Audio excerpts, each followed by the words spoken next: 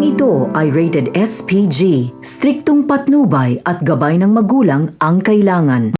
Talagang nagdududa na nga itong si Ramon kay Olga dahil lagi nga itong wala sa mansyon at madalas na hindi nito pinapaalam kina Ramon at Don Julio ang mga lakad nito.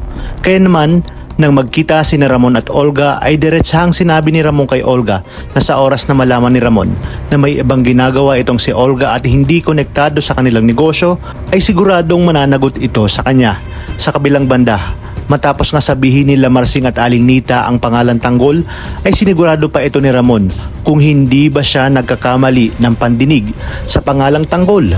Ngunit talagang paulit-ulit na sinabi ni Mang Marsing ang pangalang Tanggol at kilalang kilala umano nila ito dahil ito ang kababata ng kanilang anak na si Mokang. Dagdag pa ni Marsing na anak ito ni Rigor Dimagiba na kanilang kapitbahay. Kaya naman naalarma si Ramon at agad na tinanong kina Marsing at Aling Nita kung saan niya nakikita ang tanggol na sinasabi ng mag-asawang Marsing at Nita.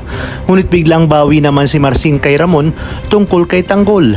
Aniya hindi siya sigurado kung si Tanggol ba talaga ang lalaking tumangay sa kanilang anak na si Mokang dahil nakakulong umano si Tanggol at si Rigor mismo ang nagpakulong dito. Kaya naman naging palaisipan kay Ramon ngayon kung sino ba sa dalawa ang totoong Tanggol. Ang kinikilala niya ba ngayon na nasa mansyon o ang Tanggol na sinasabi ni Mang Marsing na nakakulong? Ayon pa kay Ramon na merong maling nangyayari kaya ito ang kailangan niyang alamin.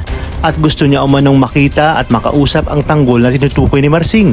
Samantala sinabi naman ni Don Julio kay Ramon na huwag basta-basta maniniwala sa mga sinasabi na mag-asawang Marsing at Nita. Aniya, baka gumagawa lang ng kwento ang mga ito upang magulo ang isip ni Ramon at sirain ang relasyon nito sa kanyang anak na si Tanggol. Sagot nga ni Ramon na wala siyang makikitang motibo para gawin ito ng mag-asawa, lalo pat hindi pa umano nakikita at nakikilala na mag-asawa ang kanyang anak na si Tanggol. Dito nga naisip ni Ramon na iharap ang kinikilala niya ngayong anak kina Marsing nang sa gayon umano ay mapatunayan kung sino talaga ang totoong Tanggol. Kaya naman pinapunta ni Ramon sina Marsing sa isang lugar dahil gusto niya umano na makausap ito at gusto umanong ipakilala kina Marsing ang kanyang anak. Ngunit hindi nga sinabi ni Ramon kay Marsing ang tunay niyang pakay. Dito na nga tinawagan din ni Ramon si David. Walang kaalam-alam si David na ihaharap pala siya sa mag-asawang Marsing at Nita. Sa inyong palagay dito na kaya tuluyang mabubuko ang pagpapanggap ng tukmol na si David?